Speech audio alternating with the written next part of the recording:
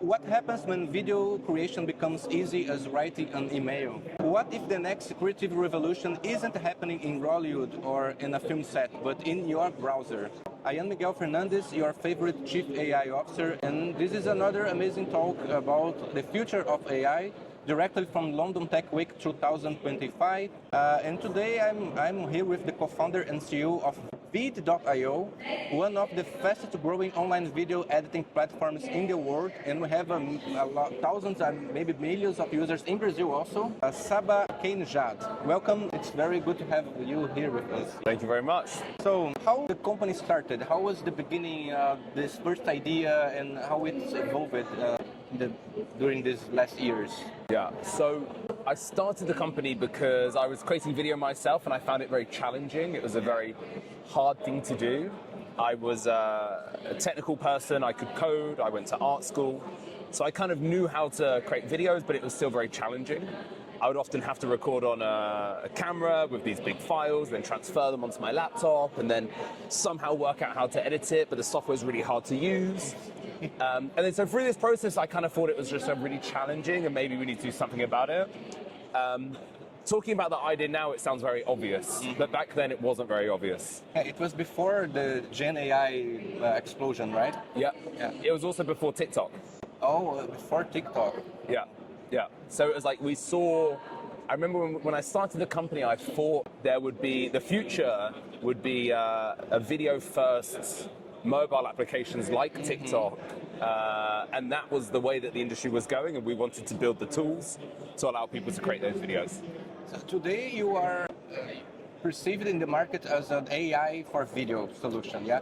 So how was this transformation? Because it was like kind of a transformation, becoming an AI company and not just a video editing company. How was that happening? How you included AI in the solution? Yeah, so I think, the first ever feature that we launched that was paid was AI subtitling.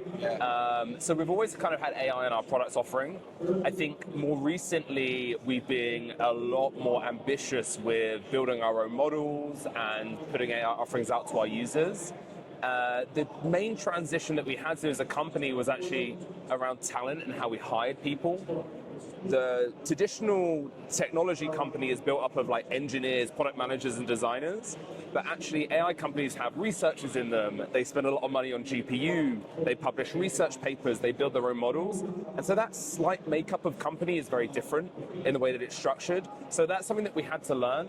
And through failing many, many times, as you do when building a company, we got it wrong a lot, but then finally we kind of worked out how to build the right kind of company and how to put the right technology in place and how to distribute that to our users as well.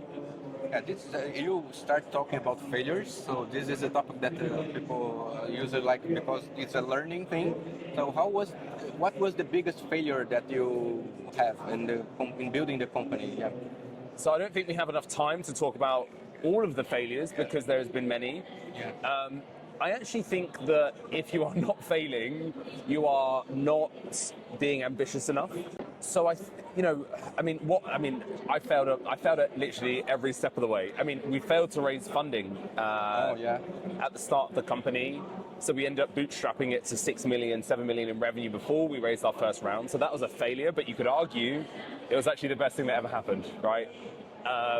We failed to initially build a model that we were trying to build with AI, and we spent millions doing it, and that was money down the drain. So, there's been so many failures, but as long as you are managing your risk effectively and you're doing things with the right intentions, with all the information that you have, I don't think it's a bad thing. I hope I fail more.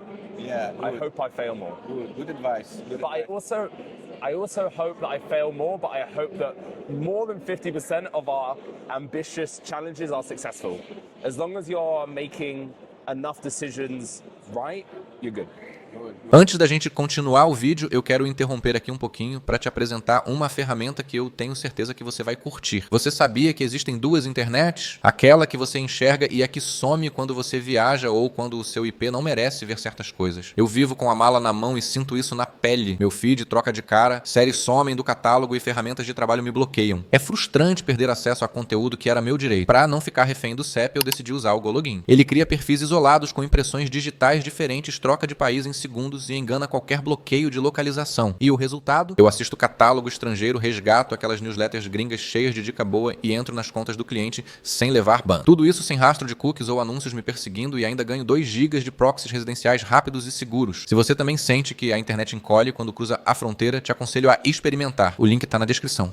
And you started as a company, but I feel that you are much more a creative hub because you are a community of professionals that are working with video production. So we receive these criticisms that AI will replace jobs and etc. But you are creating a hub of professionals that is using AI to.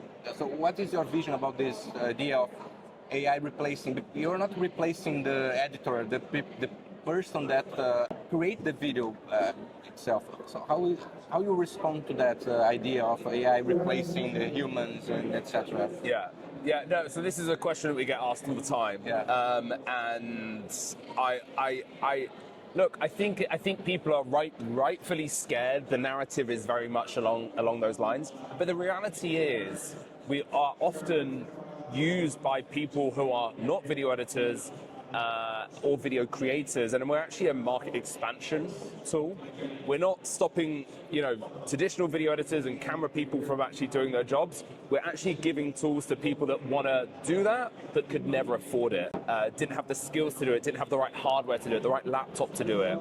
And so I think that's what's really interesting about what we do at Veed. It's actually expanding the market, allowing more people to do it, not taking other people's jobs away. Good. And we have an MBA and courses about AI. So if someone is starting in AI, what is your recommendation? What skills are needed? Some people are just realizing that, I need to learn about AI. So what is your recommendation to that? Yeah, so I think one quality that I look... You are not an AI, you were learning AI, right? Yes. So how was your process? Yes. So look, I think something that I look for with new hires that we make is curiosity. Good. And I think having a level of curiosity is like the best quality that anyone can have. If you're curious, you will naturally adapt to learning. So look, I just think just be curious and just dive straight in. You'd be amazed how much you can learn if you just enjoy what you do and you take the right attitude when you go at it. So many different areas and specialities that you can, directions within AI that you can go into. I personally don't look at LLMs at all. I mainly spend my time looking at diffusion models, video models, image models, because of the nature of our business. So look, just find what you like, find the areas that interest you, and just go head first in. What is the best AI tools for creative people? Well, Veed is obviously of course, probably the best one. Look, I think I'm doing a talk later with the team from 11 Labs. I think they make incredible technology. Yeah. That plugs into our technologies as well. The image model, Flux is very good, made by Black Forest Labs. It's an incredible team as well, based in Germany. And then obviously what we're seeing on the video model front with teams from Google making things like VO3 is very, very impressive. I'm sure this in a few years will look very dated, these names that I'm saying and these models that I'm saying, because the industry is moving so fast.